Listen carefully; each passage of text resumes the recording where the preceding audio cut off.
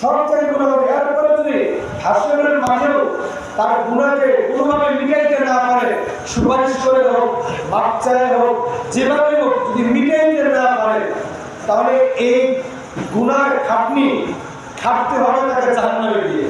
জাহান্নামে গিয়ে যখন তার এক ওয়াক্ত নামাজ না পড়ার কারণে 80 হুব্বা, অর্থাৎ এক হুব্বার পরিমাণ হলো 2,88,00,000 বছর। 2 কোটি এক ওয়াক্ত নামাজের কারণে এত বছর জাহান্নামে জ্বলে, যখন সমস্ত গুনাহ জাহান্নাম খাটা শেষ হবে আর গুনাহ নাই, মিটমাট হয়ে গেছে, এরপরে এই লোকটাকে আল্লাহ কোথায় দিবে?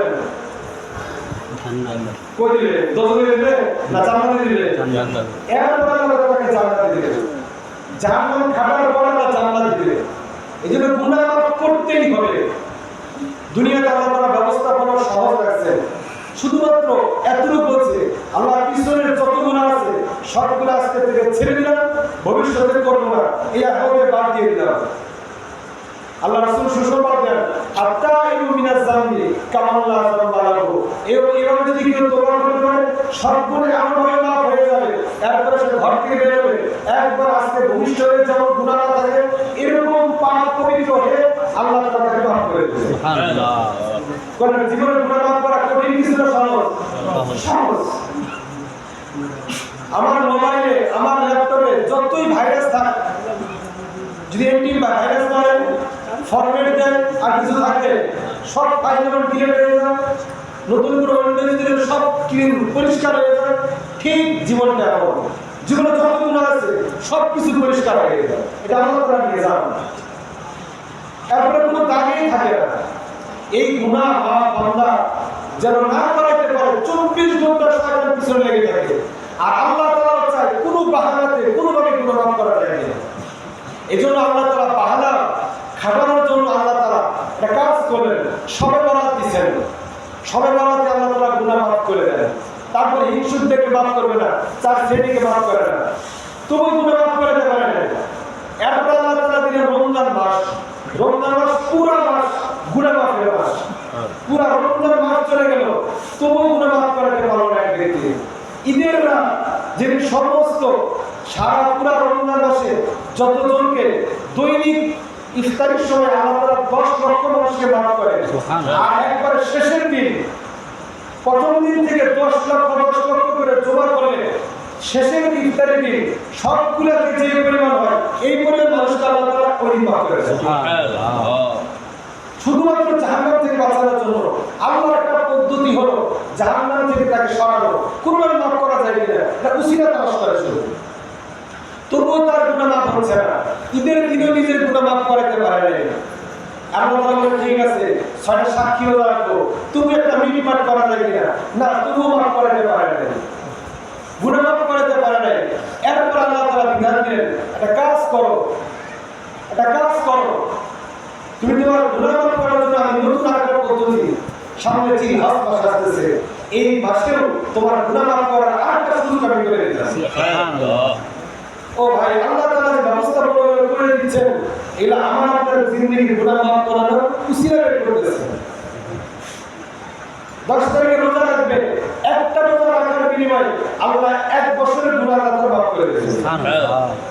একটা রাত জাগ্রত হবে, ইবাদত করবে, লাইলাতুল কদরের মতো আল্লাহ তাআলা আমল করে সব কাজ শুরু করবে। সুবহানাল্লাহ।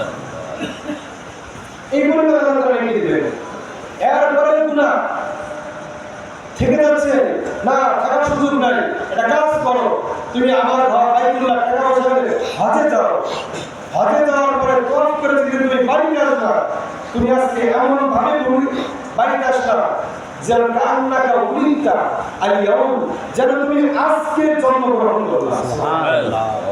এজন্য আগে হাজী সাহেব হজ জন্ম করে আসে, যদি ঠিকই বাস্তব হজ যেভাবে করে এভাবে যদি হজ করতে পারে, বাস্তবেই তার জিন্দেগিতে একটা গুনাহ থাকে না। এরপরে বলতেছে না তাহলে কি দরকার, আল্লাহ তাআলা বহুত সারা পিস আল্লাহ বলেন একে আরেকটা সুযোগ দিন, আর কত সুযোগের ব্যবস্থা রাখছেন জিন্দেগির গুনাহ মাফ করার জন্য। এবার আল্লাহ তাআলা আরেকটা ব্যবস্থা দিলেন, কুরবানি। আর ব্যবস্থা নাম কি বলেন? কুরবানি আল্লাহ তাআলা ব্যবস্থা দিলেন। এই কুরবানি হলো মানুষের জীবনের গুনাহ মাফ করার জন্য সুবর্ণ সুযোগ। যেই পশু মানুষ করাই করবে, যেই পশুটা মানুষ করাই করবে, একটা ছাগলের গায়ে কি পরিমাণ পশম থাকে, কি পরিমাণ পশম থাকে, প্রত্যেকটা পশমের বিনিময়ে আল্লাহ তাআলা একটা করে হাসানা দান করবেন। সুবহানাল্লাহ। আর হাসানা কাকে বলে? ওয়াল হাসানাতু আশরু আমসালিহা। একটা হাসানা হলো 10 সমান, 10 লক্ষ। একটা হাসানার পরিমাণ হলো কয় কি? 10 নেকি। তাহলে একটা পশমের বিনিময়ে যদি একটা হাসানা হয়, অর্থাৎ একটা হাসানা হলো 10 নেকি। তাহলে একটা পশমের বিনিময়ে হলো 10 নেকি যদি হয়, তাহলে একটা ছাগলের গায়ে কি করে পশম থাকে? বর্তমান জামানায় ঘুরে শেষ করা যাবে এটা? ক্যালকুলেটর কয়েকটা লাগবে, আর কয়েকটা শেষ হবে, কিন্তু ছাগলের গায়ে পশম কতগুলো এটা হিসাব করা সম্ভব না। একটা ছাগল যদি পশুকে জবাই করে, এই পরিমাণ নেকি আল্লাহ তাআলা আমাদের কাছে দান করবেন। সুবহানাল্লাহ। আবার একটা ছাগল না হয়ে এটা যদি গরু হয়, সুবহানাল্লাহ, এটা আরো বেশি। এইজন্য আল্লাহ তাআলা নেকিকে বাড়ানোর জন্য, আখিরাতের জন্য আমার কামাইটা ভালোভাবে হয়, গুনাহকে মিটানোর জন্য, নেকিকে বাড়ানোর জন্য, আখিরাতে আমি কামিয়াব করার জন্য নতুন এক বিকল্প ব্যবস্থা আল্লাহ তাআলা কুরবানি নামক আল্লাহ তাআলা দিয়ে দিয়েছেন। কুরবানি দিয়েছেন আল্লাহ তাআলা। এইজন্য এই কুরবানি আমাকে অবশ্যই করতে হবে। কুরবানি আমাকে করতে হবে। আসলে কুরবানি আল্লাহ তাআলা যে বিধিবিধানগুলো সাজাইছেন, যে বিধিবিধানগুলো আল্লাহ তাআলা সাজাইছেন, এই বিধিবিধানগুলো হলো মারাত্মক বিধান। এক পাগলামি। আল্লাহ তাআলা মানুষকে সৃষ্টি করেছেন শুধুমাত্র আল্লাহর জন্য। বলেন কার জন্য? আল্লাহর জন্য।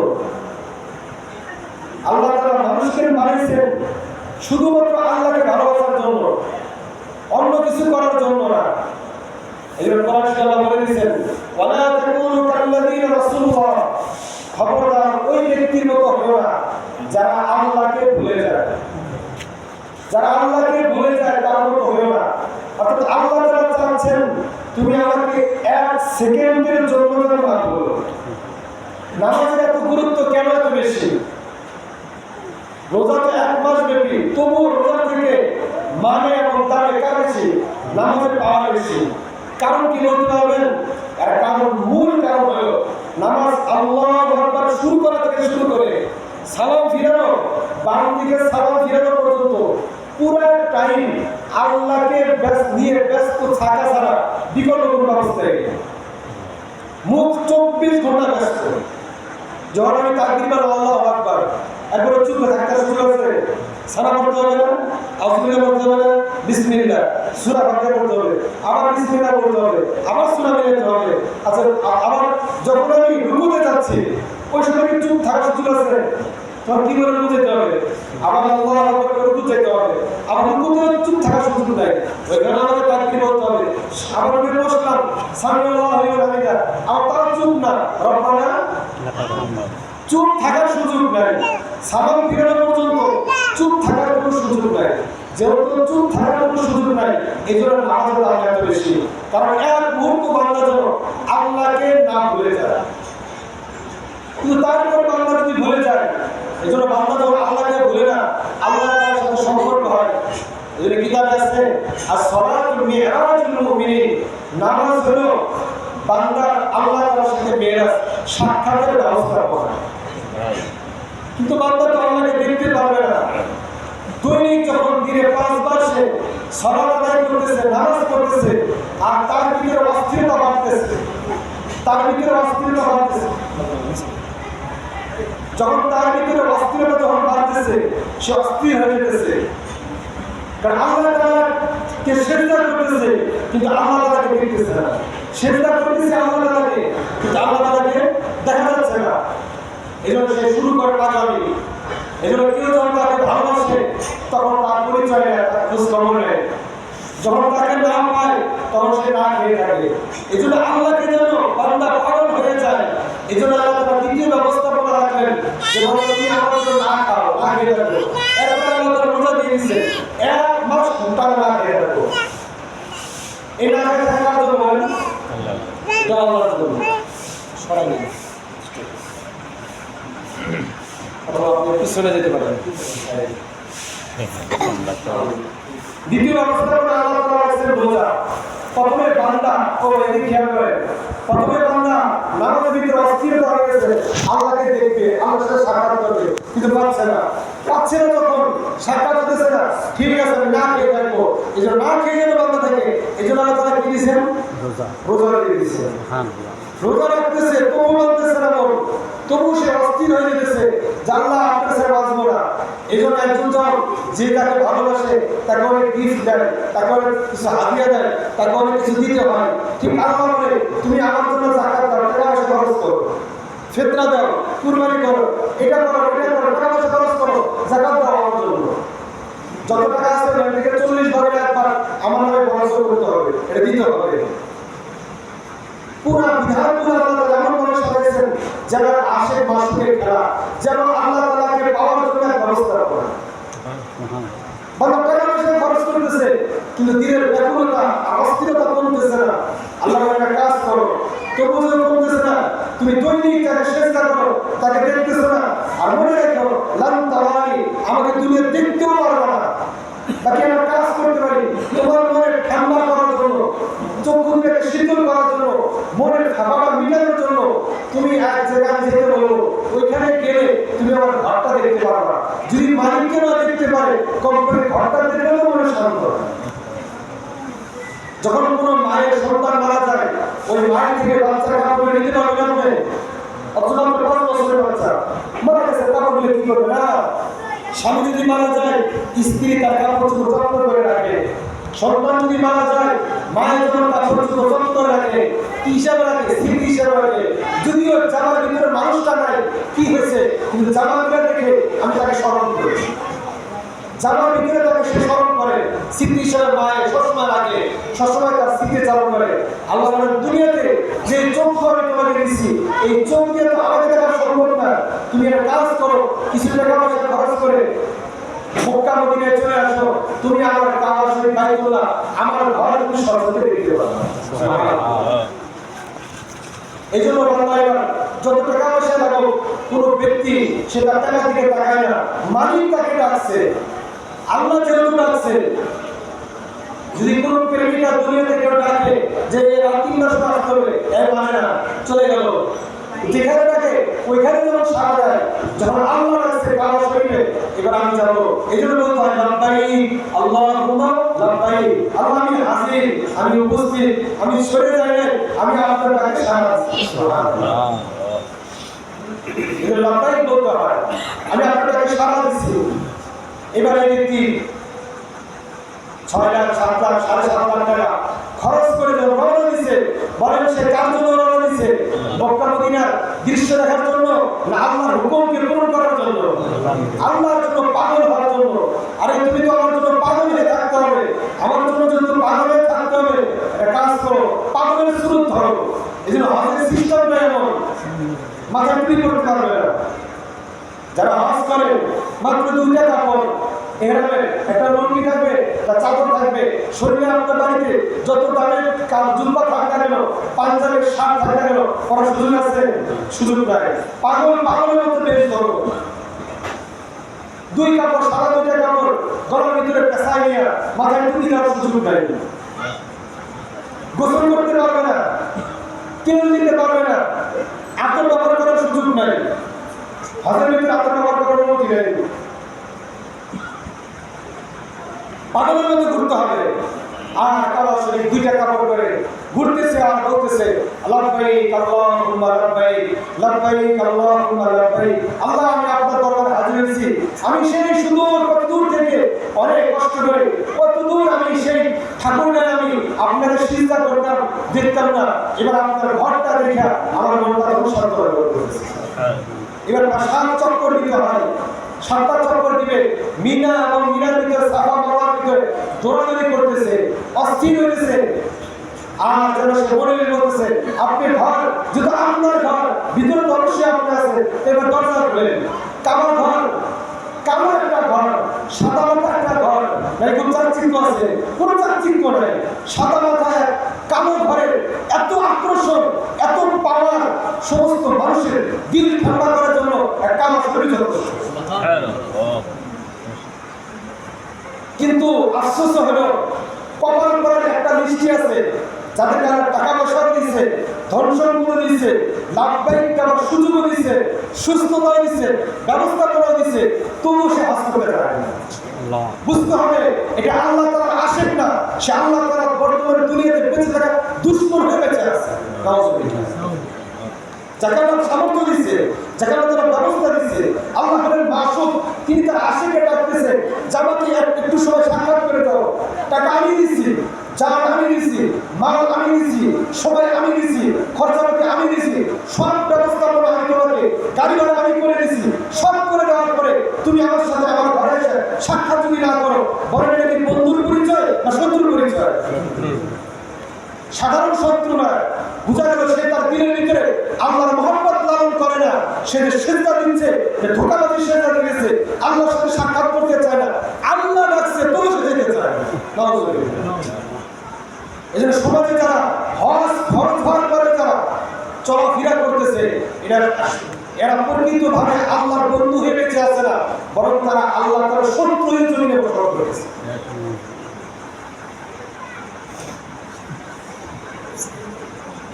এরপরে যখন বান্দা তওয়াফ করতেছে, প্রকৃত আশিক হলে দিল ফেটে যাবে। এই জন্য এক যুবকের ঘটনা আছে, সে বলতেছে আল্লাহ অনেক কষ্ট করে আপনার কাবা শরীফ আমি তওয়াফ করতে আসছি, ঘোরাফেরা করতেছি, অনেক কিছুই করতেছি, আজকে তারা চলে যাবে এরপরে দিন আগে মিনাতে চলে যায় কুরবানি করার জন্য, 9 তারিখে আরাফার ময়দানে অবস্থান করে, 10 তারিখে মিনায় যায় কুরবানি করার জন্য। আল্লাহ সবাই তো আজকে পশু জবাই করতেছে, উট তুম্বক জবাই করতেছে, বকরি জবাই করতেছে, গাভী জবাই করতেছে, ছাগল জবাই করতেছে, কিন্তু আল্লাহ আমার কাছে তো কোনো সামর্থ্য নাই, আমি কি জবাই করবো? আমার তো কোনো সামর্থ্য নাই। আল্লাহ আমার কাছে যেহেতু কোনো সামর্থ্য নাই, কোনো কিছু দেওয়ার কিছু নাই, আল্লাহ আমি আমার জানটাকে আপনার জন্য কুরবানি করে দিলাম। সুবহানাল্লাহ, আমার তো কিছুই নাই, আমি আমার জানকে আপনি দিলাম। সবাই তো পশুর জান দিচ্ছে, ছুরি চালায়া, আমি আমার নিজের জান আপনার জন্য দান করে দিলাম। যখন সে নিজের জান দিয়ে দিছে, তখন আল্লাহ তাআলা সাথে সাথে ওই ব্যক্তির হজের ভিতরে আল্লাহ তাআলার দোয়া কবুল করে দিয়েছে। সাথে সাথে মানুষটা কালিমা পড়ে ওইখানে ইন্তেকাল করলো, আর সাথে সাথে আল্লাহ তাআলা জানকে আল্লাহ তাআলা ফেরদৌস, জান্নাতুল ফেরদৌস আল্লাহ তাআলা জান্নাত করে দিয়েছে। সুবহানাল্লাহ। এজন্য প্রকৃত আশিক হলে সে তার জান, জীবন, মরণ সবকিছু কার জন্য দিবে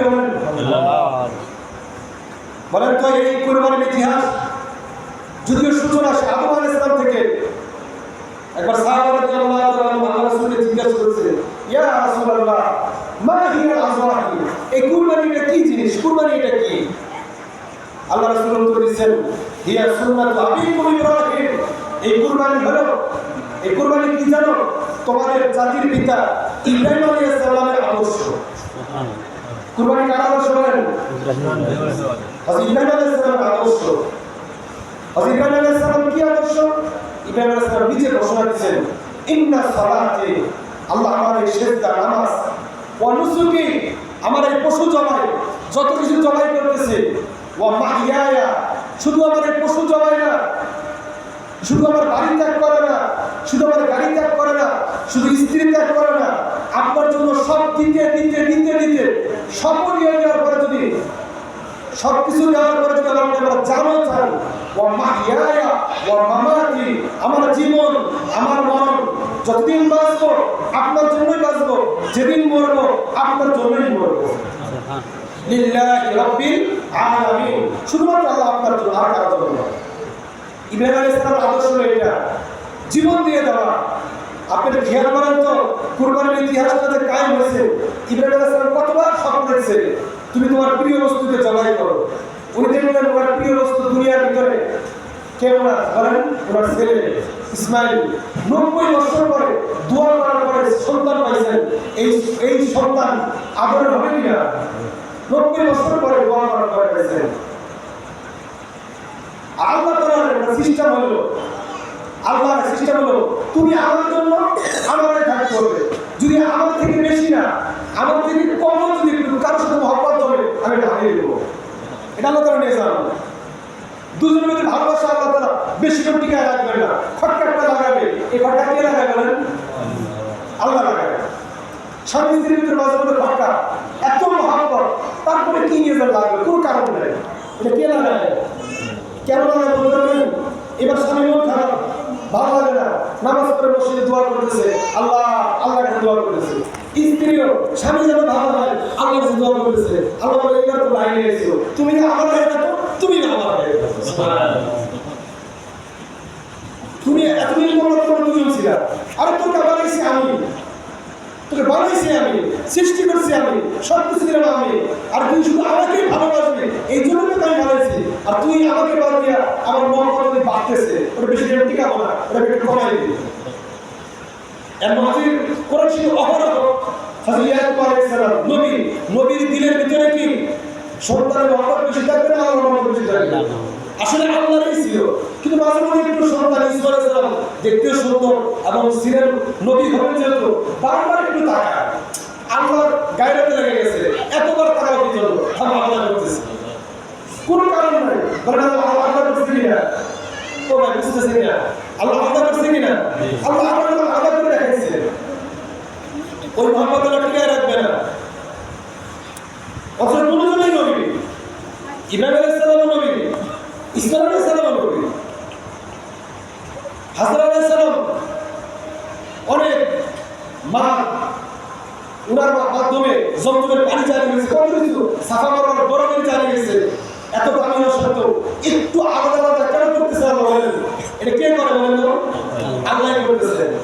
কারণ তুমি এবার আমার জন্য আমার কাছে কাঁদবা, ওয়াইল কাঁদবে। এবার এদিকে ইব্রাহিম আলাইহিস সালাম কাঁদতেছে, সন্তান আর স্ত্রী রেখে এসে, স্ত্রী কাঁদতেছে আরেক জায়গায়, ছেলে কাঁদতেছে আরেক জায়গায়, ছেলেও আল্লাহর হয়ে আছে, স্ত্রী আল্লাহর হয়ে আছে, স্বামীও আল্লাহর হয়ে আছে। আল্লাহ তো এটাই চেয়েছেন যে এইবার লাইনে এসে এটা ঠিক আছে। এই জন্য মন খারাপের কিছু নাই, মন খারাপ করা যাবে না যে আমাদের মধ্যে এটা হচ্ছে, কেন এটা হচ্ছে, এই জন্যই হচ্ছে। আল্লাহ বেশি দিন রাখবেন না, কারণ ছাড়াই গেলে করাবেন না। কারণ ইন্না সালাতি ওয়া নুসুকি ওয়া মাহইয়ায়া ওয়া মামাতি লিল্লাহি রাব্বিল আলামিন। আমার জীবন আমার মরণ কার জন্য বলেন? আল্লাহর জন্য। কুরবানির মূল শিক্ষা হলো এটা, আমাকে আল্লাহর হয়ে থাকতে হবে, আমাকে আল্লাহর হয়ে থাকতে হবে। যদি আমি আপনি আল্লাহর হয়ে থাকতে পারি তাহলে মূল মাসালা হবে, মূল শিক্ষা হবে এটা কুরবানি।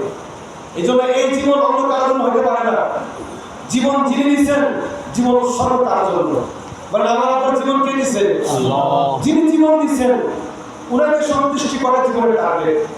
উনাকে পাওয়ার পরে, যদি আল্লাহকে পাওয়ার পরে, আল্লাহ সন্তুষ্টি পাওয়ার পরে পুরো পৃথিবীর রাজত্ব যদি আমার কাছে চলে আসে, স্বাগতম, সবকিছু গ্রহণ করবো।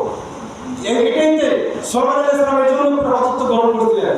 আল্লাহকে সাথে নেওয়ার পরে পুরো পৃথিবীর রাজত্ব দিচ্ছেন, না করে দিচ্ছেন, সাথে দিচ্ছেন, সাথে দিচ্ছেন, কোনো সমস্যা নাই, এই রাজত্ব সমস্যা নাই।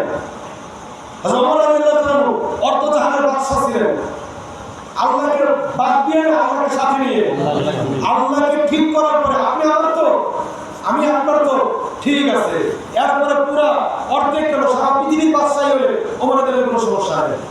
আর আল্লাহকে বাদ দিয়ে সারা পৃথিবী না, আসমান জমিনের যদি কেউ মালিক হয়, এর মূল্য আল্লাহর কাছে বিন্দু মাত্র। এই জন্য জীবনের মূল উদ্দেশ্য, কুরবানির মূল শিক্ষা হলো কার সন্তুষ্টি? বলেন আল্লাহ। আল্লাহ বলেন যার জবাই করো, রক্ত যায় না, গোশত যায় না, কিছুই না, যায় শুধু তাকওয়া। কার জন্য করতেছো এটাই শুধু যায়। এই জন্য এটা বলে কুরবানি। এই জন্য এইভাবে কুরবানি করতে আমি রাজি আছি তো ইনশাআল্লাহ।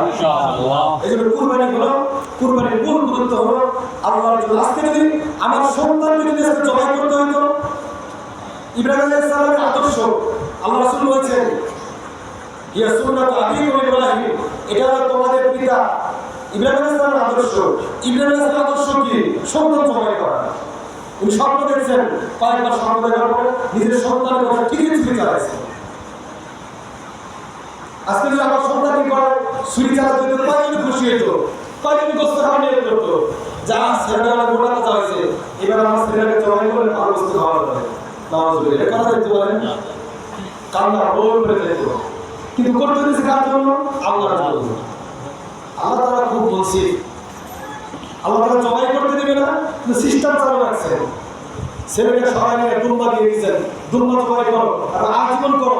যদিও পশু জবাই করবা, মনের ভিতর থাকবে আজকে যদি আমার তরবারি নিছে, আজকে আমার তরবারি নিছে আমার একমাত্র সন্তান, আদরের সন্তান, সন্তানকেও যদি আজকে জবাই করার হুকুম হইতো আমি তাকেও জবাই করে দিতাম। এই মন মানসিকতা নিয়ে এই জন্য তো কুরবানির সময় জবাই, নিজের পশুকে নিজে জবাই করা উত্তম মুস্তাহাব। মনে থাকবে এটা পশু না, গরু না, ছাগল না। যদি আজকে আমার আমাকে সন্তান জবাই করতে বলতো, আমার স্ত্রীকে জবাই করতে বলতো আল্লাহ, আমার বাবা মাকে জবাই করতে বলতো, আমি সবাইকে জবাই করে দিতাম। শুধু কার জন্য? আল্লাহর জন্য। কারণ আমি ওনার জন্য, উনি শুধু আমার জন্য। উনি আমার হয়ে থাকবে, আমি রাজি। উনি আমার নাই তো আমার কেউ না। এই মেজাজ নিয়ে এটা হলো মূল কি শিক্ষা বলেন? মূল কুরবানি শিক্ষা। এটাকেই তো বলা হয় কুরবানি। এই আদর্শটা ধরে রেখে সারা জীবন চলা, জীবনের শুধু এক গরু জবাই করে শেষ না, জীবনের যেই ক্ষেত্রে যাবো, ব্যবসায় যায়, বাণিজ্যে যায়, এখানে আল্লাহর হুকুমটা কি? একটা সাইন দিলে আমি 1 লাখ টাকা নিতে পারতেছি, 20,000 টাকা মেরে দিতে পারতেছি। একটা মিথ্যা বললে আমার পণ্যের দাম বেড়ে যেতেছে। এখন আল্লাহ টাকা আছে, তোমার দিন কি বলো? তুমি সত্য বলো না মিথ্যা বলো? তুমি আমার হুকুম বলো না মিথ্যা আশ্রয় নাও? যদি তুমি মিথ্যা আশ্রয়, তাহলে বোঝা গেল তুমিও দুনিয়ার পূজারী, আমি আল্লাহর পূজারী না। তুমি তাকে চাও না, তুমি আমাকে চাও না, তুমি আমাকে বাদ দিয়ে দুনিয়া নিতে চাও। এই জন্য দুনিয়ার সর্বক্ষেত্রে কুরবানির এই আদর্শ বাস্তবায়ন করতে হবে। পারবো তো ইনশাআল্লাহ? আল্লাহ আমাদেরকে তৌফিক দান করেন। এই জন্য আল্লাহ তাআলা যে একটা সিস্টেম রাখছেন পশু জবাই, এই পশু জবাই এর জন্য একটা সতর্কতা অবলম্বন করতে হয়। কোনোভাবেই কি অন্য কারোর জন্য হচ্ছে কিনা। এই জন্য কুরবানির অনেক মাসাইল এই জন্যই, কুরবানির মাসালা এই জন্যই যাতে করে কোনোভাবে আল্লাহ ব্যতীত অন্য কারো দিকে না যায়, কোনোভাবে না যায়। এই জন্য কুরবানির মাসালা বলার জন্য আমি প্রথমে পুরো কথাটা কয়েকভাবে একটু ভালো করে মনে রাখতে সহজ হবে। প্রথমে হলো কুরবানি কে দিবে, 2 নম্বর হলো কি দিবে, কি কুরবানি দিবে। প্রথমে হলো কে কুরবানি দিবে, 2 নম্বর হলো কি কুরবানি দিবে, 3 নম্বর কখন কুরবানি দিবে, 4 নম্বর কুরবানি দেওয়ার পরে কি করবে, 5 নম্বর না দিতে পারলে কি হবে। এই 5টা প্রশ্নের উত্তর যদি আমার হয়ে যায় এই মাসালা সব সমাধান। তবে 5টা প্রশ্নের ভিতরে শত মাসালা রয়েছে। প্রথম প্রশ্ন, কুরবানি এই এতক্ষণ আমি যা আলোচনা করলাম প্রায় যতক্ষণ হয়েছে, এটা একটা প্রশ্ন উত্তর। কুরবানি কেন দিব? বলেন কুরবানি কেন দিব? কার জন্য দিব? আল্লাহর জন্য দিব। কেন দিব? উনি দিতে বলছেন এই জন্য দিব। উনি যদি আমাকে জীবন দিয়ে দিতে পারেন, জীবন দিয়ে দিব, এই জন্য কুরবানি দিব। ওটা একটা সিস্টেম মাত্র, কিন্তু উনি যা দিতে পারেন তাই দিয়ে দিব। এটা হলো মূল আদর্শ। 2 নম্বরে কে দিবে কুরবানি? কুরবানি কে দিবে?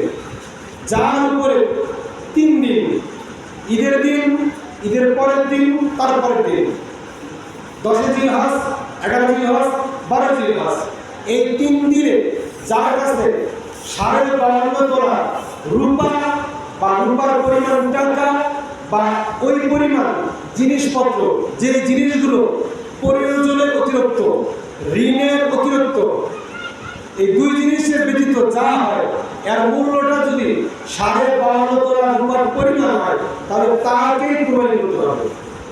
আবার বলতেছি, একটু খুলে বলি, সহজ হবে। 52.5 তোলা রূপা যদি কারো কাছে থাকে তাই কুরবানি দিতে হবে। 52.5 তোলা রূপা নেই, কিন্তু রূপার পরিমাণ টাকা আছে। ঈদের দিন যদি আমরা দেখি কত, উদাহরণস্বরূপ বর্তমানে 10,000 মতো, ঈদের দিনে দৈনিক স্বর্ণের বাজার রূপার দৈনিক আপ ডাউন করে। এই যে নিশ্চিত করে কিছু বলার সুযোগ নেই। ঈদের দিন দেখতে হবে আজকে রেট কত, দেখলে হয়ে যাবে, নেটে ঢুকে দেখলে দেখা যাবে। যত মূল্য হয় ওই পরিমাণ রূপা, অথবা রূপা নেয় কিন্তু ওই পরিমাণ টাকা আছে, টাকাও নেয় কিন্তু বাইরের জিনিসপত্র যা আছে যে জিনিসগুলো জরুরি অতিরিক্ত ওগুলো বিক্রি করলে যদি ওই পরিমাণ টাকা লাখ খানিক টাকা হয় তাহলে তার উপরে কুরবানি করা ওয়াজিব হবে। পরিজনের অতিরিক্ত কি?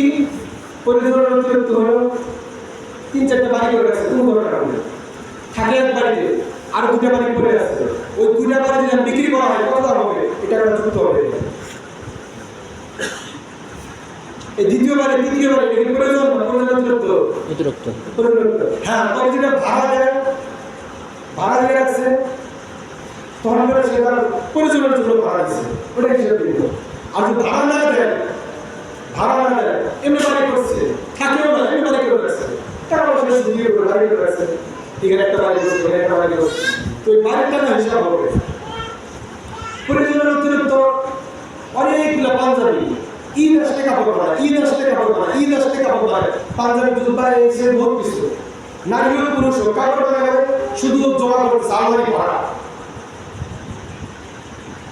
পরনের কাপড় 3-4 সর্বোচ্চ পাচ্ছে, এখানে গেলে পড়ে যায়। আর বাকি যত কাপড় চুল আছে ওই কাপড়গুলো যদি মার্কেটে নিয়ে বিক্রি করে কত টাকা দাম হবে, ওই ট্রেনের টাকা দিতে হবে। কারণ এটা প্রয়োজনের অতিরিক্ত, এটা ধরতে হবে।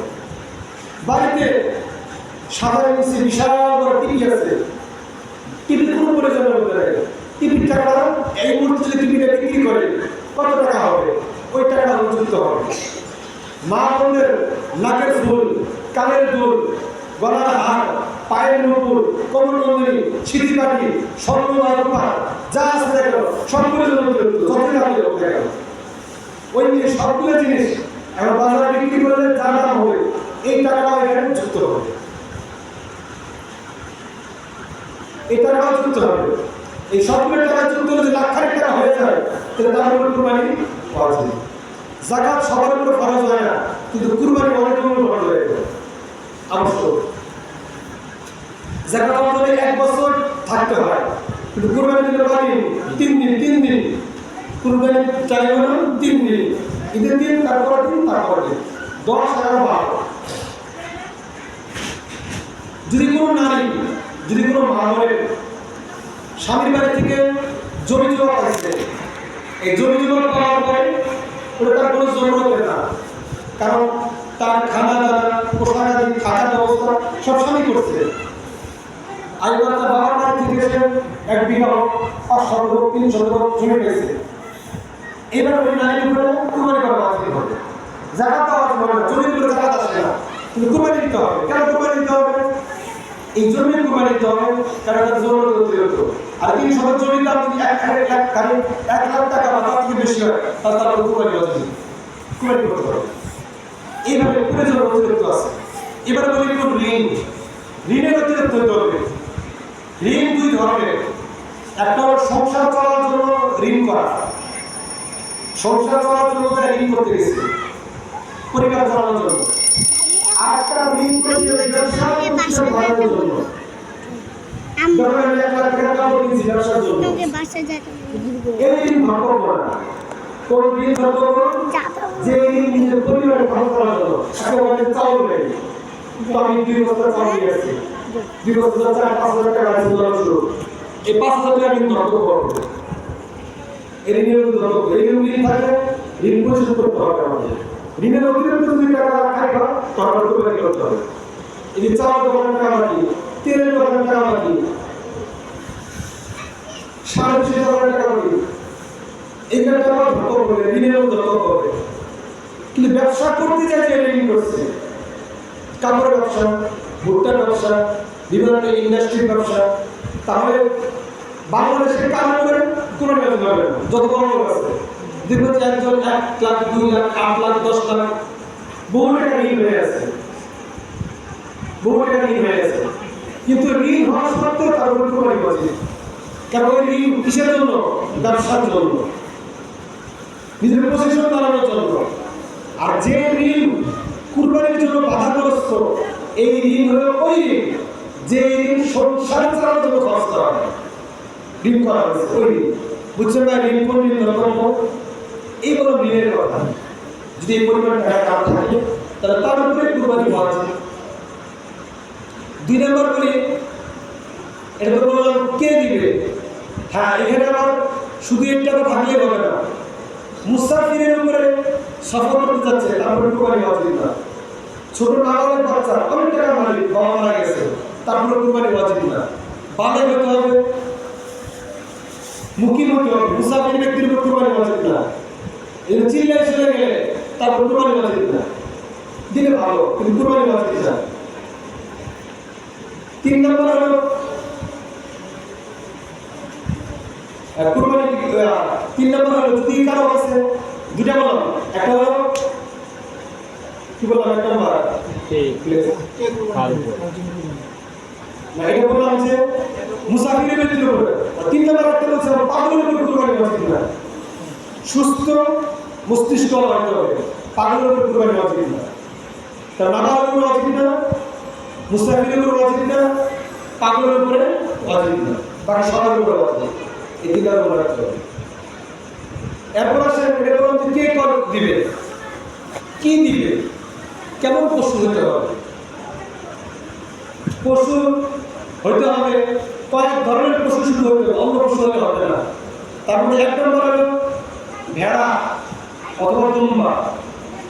2 নম্বর হলো ছাগল, ছাগল জাতীয় যা আছে, ছাগল হালোয়ার হোক, পাটা হোক, খাসি হোক, দুধি হোক, আর যত নাম আছে যা আছে ছাগল জাতীয়, বকরি জাতীয় সবগুলো যত। তারপরে হলো গরু, গরু ষাঁড় হোক, গাভী হোক, যা মানে তাই হোক, গরু জাতীয় যা আছে। তারপরে মহিষ, এবং এরপরে হলো উট। এই কয়েক রকম প্রাণী দিয়ে শুধু কুরবানি করা যায়। বাকি দুনিয়াতে যত প্রাণী আছে একটা দিয়ে কুরবানি করে কুরবানি করা যায়। গোস্ত যতই স্বাদ হোক না কেন, সবচেয়ে সুস্বাদু গোস্ত হলো হরিণের গোস্ত।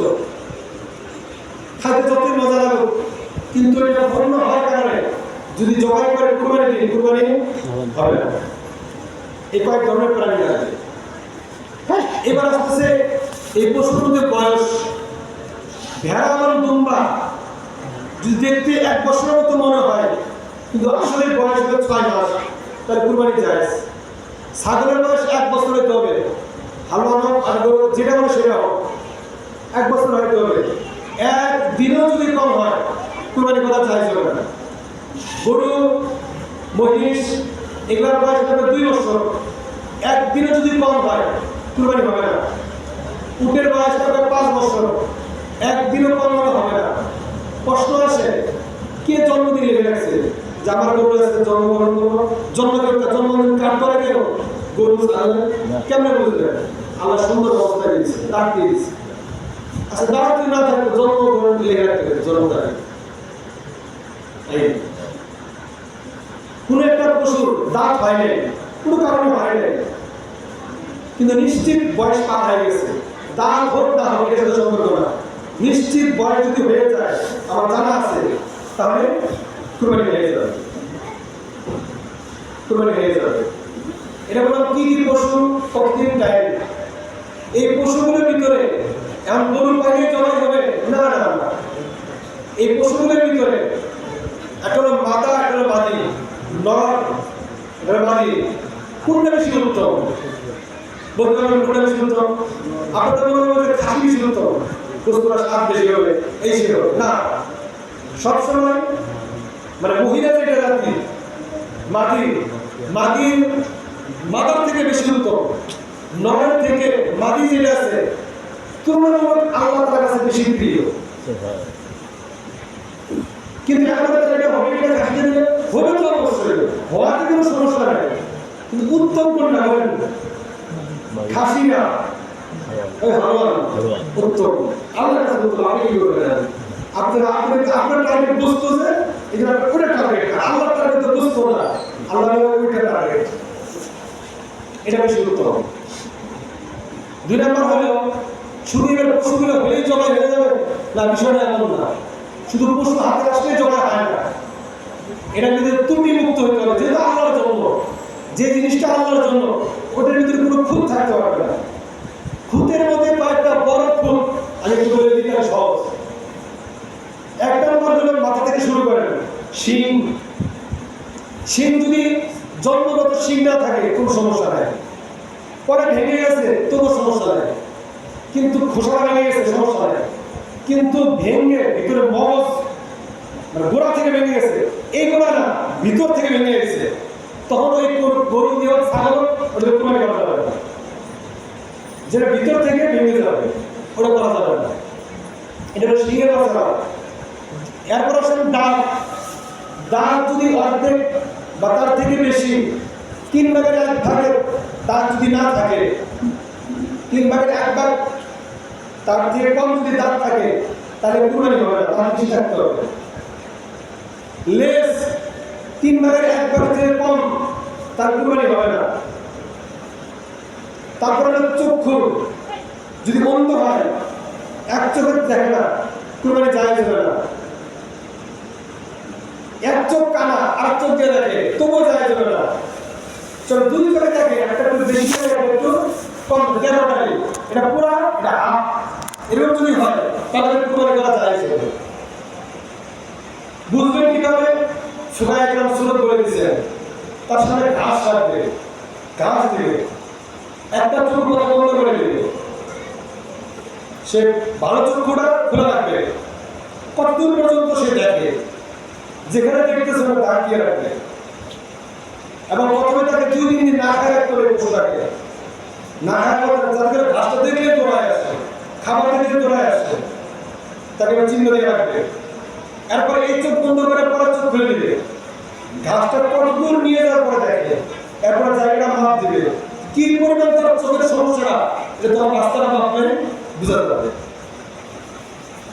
এইভাবে চিহ্নিত করে তার চোখের পাওয়ার কতটুকু কম কতটুকু বেশি, এইভাবে চিহ্নিত করে কুরবানি করা জায়েজ হবে কিনা নির্ণয় করতে হবে। এটা হলো চোখের কথা। জিহ্বা 3/1 না থাকলে জায়েজ হবে না। পায়ের কথা হলো, যদি পা একটা ভেঙে যায় আগে থেকে, তার কুরবানি করা জায়েজ হবে না। ন্যাংলা লুলা এটা ভেঙে গেছে, কিন্তু জবাই স্থান পর্যন্ত হেঁটে যেতে পারে না, তার জায়েজ হবে না। হ্যাঁ, তবে জবাই করার সময় লাফালাফি করার কারণে পা ভেঙে গেছে, তখন আমার সমস্যা নেই। জবাই করার সময় লাফালাফি করার কারণে ধরতে গিয়ে পা ভেঙে গেছে, এবার জবাই জায়েজ আছে, কিন্তু আগে থেকে যদি পা ভেঙে থাকে, যার কারণে সে ভর দিয়ে হেঁটে আসতে পারে না, তার কুরবানি করা জায়েজ হবে না। কুরবানি করা জায়েজ হবে না। এটা কোনো পশুর কথা, এই ত্রুটিগুলো থাকে। এবার শরীরে যদি ঘা পচানি হয়, এই কিছুদিন আগে একটা রোগ বের হয়েছিল ল্যাম্পিয়াকে, যেরকম পচানি ঘা পচানি হয়, যদি চামড়ার উপরে খুঁজবে বা চুলকানি বা কিছু হয় তাহলে সমস্যা নেই, কিন্তু চুলকানি বা ঘা পচানি এটা যদি গোস্ত পর্যন্ত চলে যায় তাহলে কুরবানি করা জায়েজ হবে না। যদি গোস্ত পর্যন্ত চলে যায় তাহলে জায়েজ হবে না, কিন্তু যদি চামড়া পর্যন্ত থাকে তাহলে কোনো সমস্যা নেই। পশুটা জবাই করতে গিয়ে যদি গর্ভবতী হয়, তাহলে গর্ভবতী খুব কাছাকাছি বাচ্চা হয়ে যাবে, এরকম গর্ভবতী পশু দিয়ে কুরবানি করা মাকরুহ, করলে হয়ে যাবে, কিন্তু জানে না, অথবা জানে জবাই করার পরে পেটে থেকে বাচ্চা বের হয়েছে, বাচ্চা যদি জীবিত হয় তাহলে রুচি থাকলে খেতে পারবে, সমস্যা নেই, ওটা তো গোস্ত। যদি জীবিত থাকে আর যদি মৃত্যু হয় তারপরে খাওয়া দিতে হবে, খাওয়া যায়। জীবিত থাকার পর দুই ছিল, রুচি হলে খাবে আর না হলে বড় করবে, বড় করার পর 7 বছর কুরবানি দিতে হবে, আবার ওটাকে দান করে দিতে হবে, শ্রদ্ধা করে দিতে হবে, বড় হওয়ার পর ওটাকে দান করে দিতে হবে। এটা বললাম কিসের? কুরবানির পশুর বিবরণ। কুরবানির এবার পশু যদি মুশকিলা অর্থাৎ হিজরা যদি হয়, এই পুরুষ না মহিলা পুরোটাই বোঝা যাবে না। যদি একটু যেটা বেশি বোঝা যাবে তাহলে জায়েজ আছে, একেবারেই বোঝা যাবে না নারী না পুরুষ, তাহলে এরকম পশু দিয়ে কুরবানি করা জায়েজ হবে না।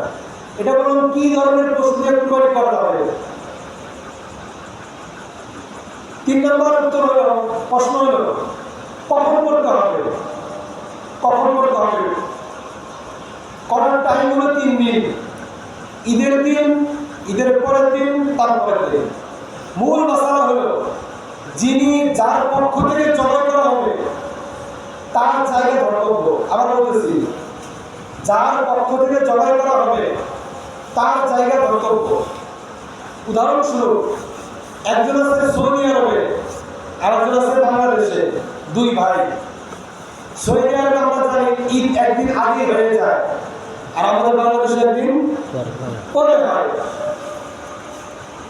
এবার ওনার অনুযায়ী তো টাইম হয়ে গেছে,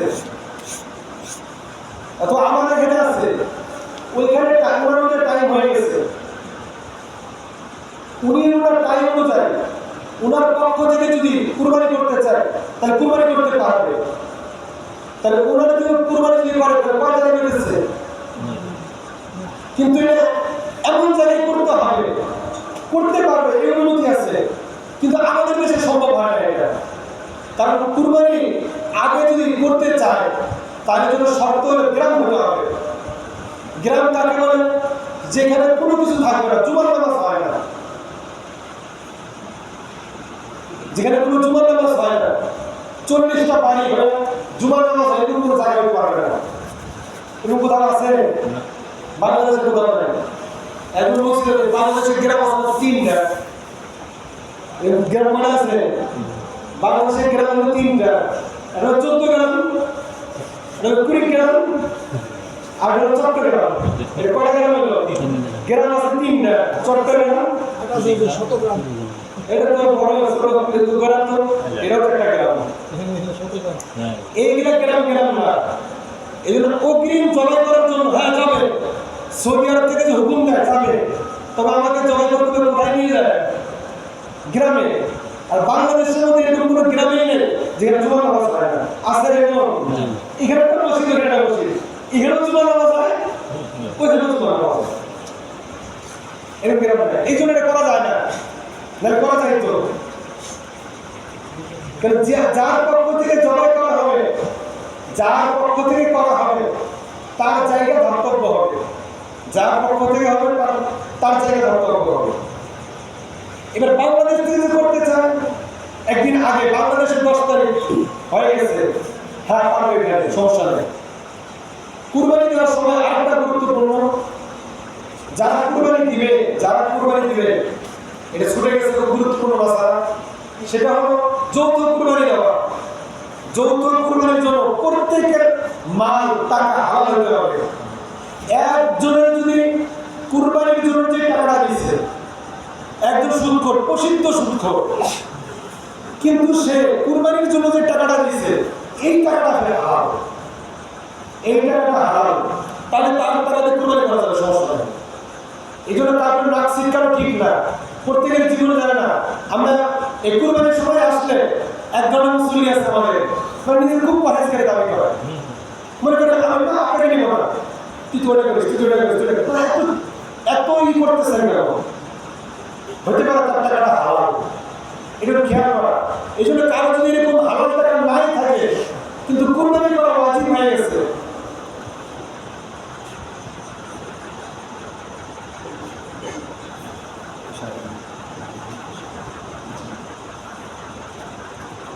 যে কুরবানি এবার যৌথভাবে যদি হয়, যদি কারো কাছে হালাল টাকাই নেই, কি করবে? ওটা ওগুলাই করে কারা, চুরি টাকা কিন্তু হারালে হয়, কুরবানি করতে ওয়াজিব হয়ে গেছে, সে কি করবে? সকালে যখন সুন্দরটা করতে শিখে গেছে, আপনি কারো কাছে টাকা ভাগ নেন, টাকা খরচ করেন, এটা ভাগের ভিতরে 15,000-20,000 টাকা খরচ করেন আপনি। আচ্ছা, যেই টাকাটা আমি ঋণ নিলাম এটা কি হারাম না হালাল? বুঝতেছেন না? হালাল না হারাম? হালাল। ঋণের টাকাটা তো হালাল, যেহেতু ঋণের টাকাটা হারাম হয়, এটা দিয়ে দিলাম, হয়ে গেল। এখন আমি আমার সুদের টাকা থেকে ঋণ শুরু করছি, কোনো সমস্যা নেই, কুরবানি হয়ে গেল, এই হয়ে গেল, ঠিক হয়ে এর মানে সুদ কাজ হয়ে গেল না, বেচারাকে তো বাঁচাইতে হবে, বাঁচানোর একটা পদ্ধতি। সে ঋণ করবে, সে টাকা কিচ্ছু করার নেই, সে টাকা ঋণ করবে, ঋণ করে কুরবানি দিবে, আর পরে সে তার যেই টাকা আছে সেটা দিয়ে দিবে, ঋণ শোধ করবে, তখন জায়েজ করবে, কুরবানিটা জায়েজ হয়ে যাবে। এই জন্য একজনের হারাম টাকা থাকতে পারবে না। এই জন্য সুদখোর হোক বা বিভিন্ন হোক, নিতে সমস্যা নেই, কিন্তু মাসালাগুলো ক্লিয়ার করে তারপরে নেওয়া, কোনো সমস্যা নেই। 2 নম্বর হলো আরো জটিল, এটা তো আমরা ব্যক্তি ঠিক করলাম। 2 নম্বর, একজনের মনের মধ্যে যদি গোস্ত খাওয়ার নিয়ত থাকে কারো কোরবানি করা, এটা তো মনের বিষয়। এখানে মাসালাটা খুব গুরুত্বপূর্ণ। এটা বাঁচানোর কোনো স্রোত নাই, এটা প্রত্যেকের একটাই স্রোত, সবার নিয়ত ঠিক করে নিতে হবে, বারবার কমি করতে হবে যে না আমরা যখন কারো দিনের ভিতরে শুধুমাত্র আল্লাহর জন্য গোস্ত প্রতিদিনই খাই, প্রায় খাওয়া যায়, যখন তখনই খাওয়া যায়। আজকে আল্লাহর জন্য করতেছি, এখানে আজকে গোস্ত খাওয়া নিয়ে যেতে হবে, এরকম কোনো নিয়ত না রাখা, শুধুমাত্র আল্লাহর জন্য করা। এটা বললাম কারা করবে, যৌথভাবে যদি করে, এই জিনিসটা আমরা কাজ করি। এই জন্য পশুর কথা বললাম যে কেমন পশু হইতে হবে, এই পশুগুলো আমার হইতে হবে। সময় নিয়ে বললাম 3 দিনের ভিতরে টাইম দিতে হবে। এবার আসতেছে জবাই করতে হবে। জবাই আমি কিভাবে করবো? জবাইয়ের জন্য এই মাসালাটা অনেকের মনে করে যে প্রতি বছর এগুলো মাসালা, অনেক মাসালা আমি যে করতেছি আমি নিজেও জানি না, যখন কিতাব করতেছি দৈনিক নতুন নতুন মাসালা আমার কাছে আসে। যেমন এই যে মাসালা আমি বলতে চাচ্ছি, এটা আমি আগেও জানতাম না, কিতাব পড়ার পর আমার কাছে আগে স্পষ্ট হইল যে এলাকার ভিতরে জবাই করার জন্য যে হুজুর জবাই করবে সে পারিশ্রমিক নিতে পারবে, কোনো সমস্যা নেই। জবাই করে টাকা নেওয়া জায়েজ, আছে। এবং জবাই করে টাকা নিয়ে যদি জায়েজ হয়, এবার ইমাম সাহেব যিনি আছেন, যে ইমাম সাহেব বা যিনি জবাই করতেছে উনি কি করবে? আর ওনাকে যদি জবাই টাকা দিতে হবে, যদি কেউ মনে করে আমি জবাই টাকা দিব না, তাহলে সে নিজের পশু নিজেই জবাই করবে, কোনো সমস্যা নেই, সে করতে পারে।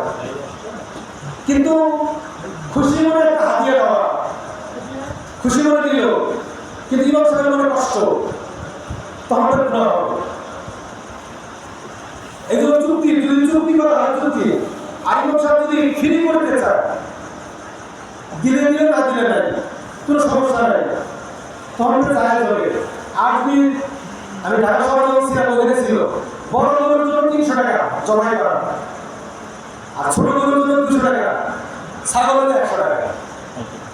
এলাকার মানুষেরা নির্দিষ্ট করে দিচ্ছে যে আপনি যা জমাই করবেন, বড় গরু জমাই করলে 300 টাকা, আপনি 70-80 হাজার টাকা লাখ টাকা দিয়ে গরু কিনতে পারছেন, আর হুজুরকে জমাই করার 300 টাকা দিতে পারবেন না, এটা তো ঠিক কিছু না।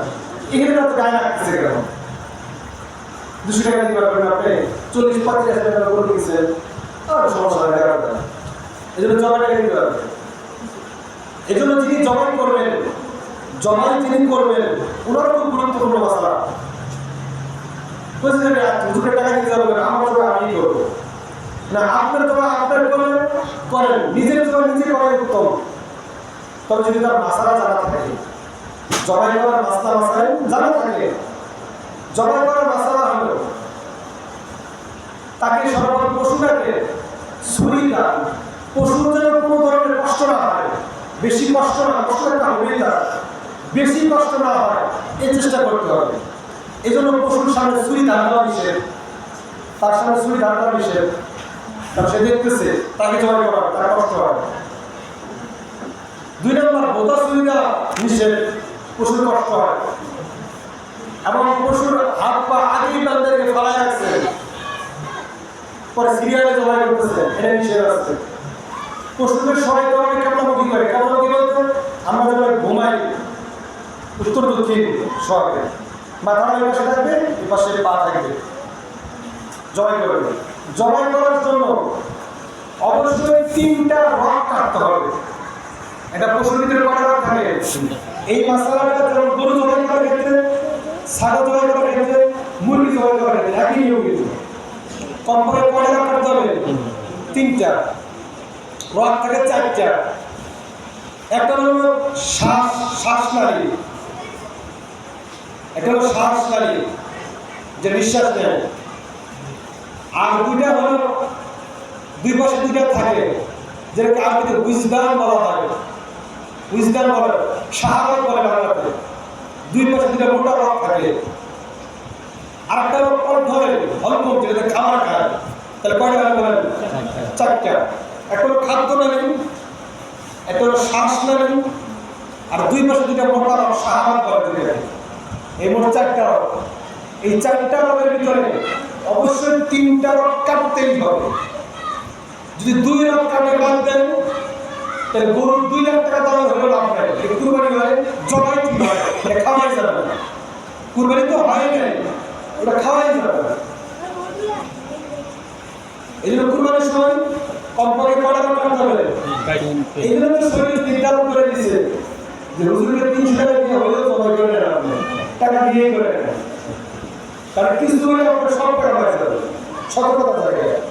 এই জন্য পারদর্শী ব্যক্তি হতে হবে, পশুর কষ্ট না হয়। তারপরে বললাম 3টা রক কাটতে হবে। এই জন্য দেখবেন কষাইরা আমরা যারা জবাই করি একটু কাটা হুজুর ঠিক আছে সরকার বাইরে না ভালো কাটতে হবে। 3 নম্বর একটা কথা হলো জবাই করার সময় অবশ্যই আল্লাহর নাম নিতেই হবে। বিসমিল্লাহি আল্লাহু আকবার বলতে হবে। কি বলবেন? বিসমিল্লাহি আল্লাহু আকবার বলতেই হবে। যদি বাদ দিছে যে হুজুর বাদ দিবে, যদি ইচ্ছাকৃত বাদ যায়, হুজুরকে বান্ধে রেখে গরুর টাকা জরিমানা দেওয়া হবে। জরিমানা পারিশ্রমিক আপনি নিছেন, গরু জবাই করার 100,000 পারিশ্রমিক করেন, এবার হুজুরকে বান্ধে রেখে টাকা না যায় যাচ্ছে। কারণ কেন আপনি বিসমিল্লাহ আল্লাহু আকবার ছাড়া আমরা কেন গরু নষ্ট করে দিলাম?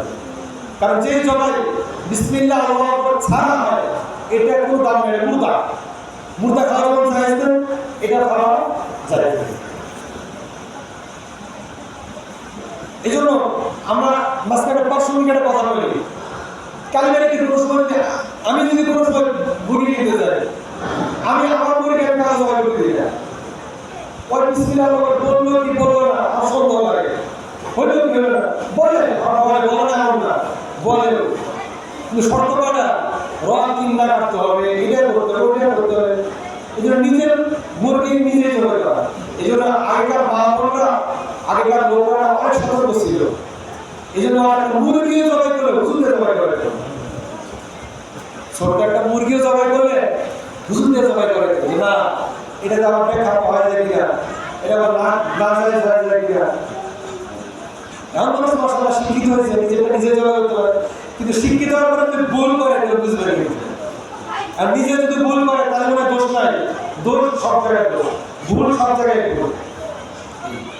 এই জন্য 3টা অবশ্যই কাটতে হবে, রক কাটতে হবে জবাই করার সময়। তারপরে জবাই করার পরে পশুটাকে ঠান্ডা হতে দিতে হবে, এটা জরুরি, নাহলে গুনাহ হবে। ঠান্ডা হওয়ার পরে কষা করে 5 মিনিট জিরা, যদি কষা করে এটা কষা শোনে না, সাথে সাথে শুরু করে দেয়, ঠান্ডাতে দিবেই না, কারণ আরো 2-1 যেতে হবে, এই বিধি থাকে। তারপরেও চেষ্টা করা যে পশুটা যখন ঠান্ডা হয় তারপরে আস্তে আস্তে পারবে কাটবে।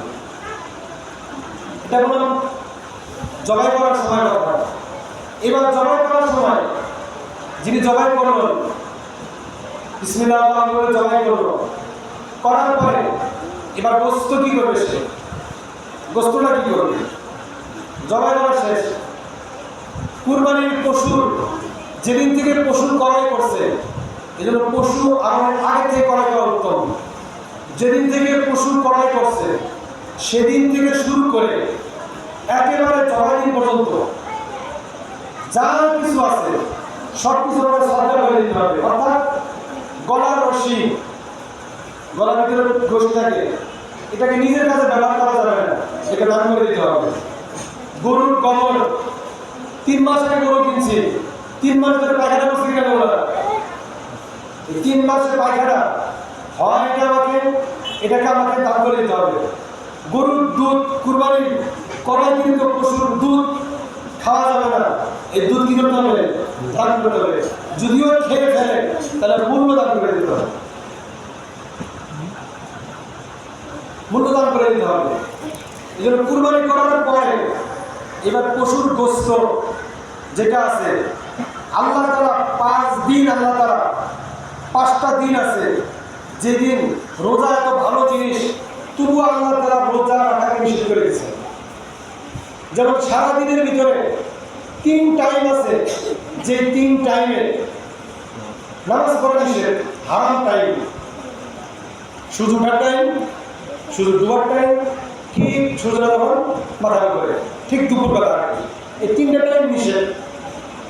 ঠিক তদ্রুপ 5টা দিন আছে, যে 5 দিনে রোজা রাখা হারাম, জায়েজ নাই, যতই ভালো থাকো জায়েজ নাই।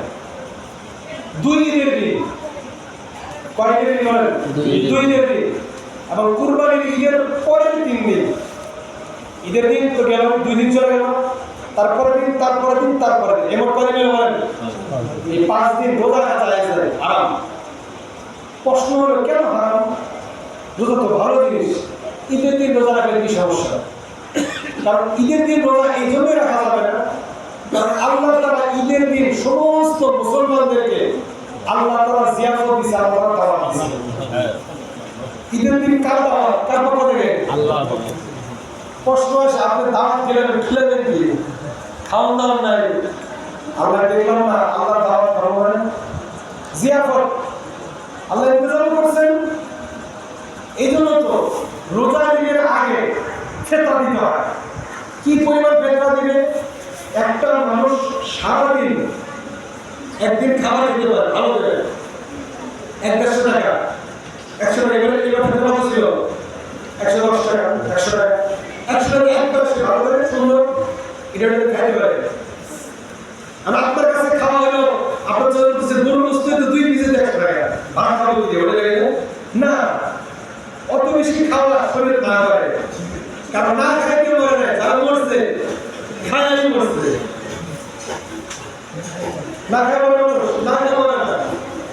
আমার আপনার চোখগুলো তো বড় হয়ে গেছে, রবি চোখ, এই জন্য এগুলো সমস্যা। ধরছে শরীর ধার্য করছে কত? 100 টাকা। 100 টাকা ধার্য করলে পরিবার একদিনের মতো কষ্ট, একটা মানুষের জন্য চিন্তা করেন। এত আধুনিক যুগ, এরপরে যে আমরা বলি যে এটা নাই, ওটা নাই, ওটা নাই, কত কিছু দরকার, টাকা পয়সা দরকার, আর দিনে বাঁচতে কত আপনার এটা শরীর নির্ধারণ করে দিচ্ছে আপনাকে টাকা। এই জন্য চাহিদা কমানো দরকার। যাই অন্য বিষয়ে চলে গেলাম। তারপরে দাওয়াত দিচ্ছে কয়দিন বলেন? 5 দিন। 5 দিন, 2 ঈদের দিন আল্লাহ তাআলার পক্ষ থেকে জিয়ারত। এই জন্য রোজার ঈদের আগে ফিতরা দিতে হয়।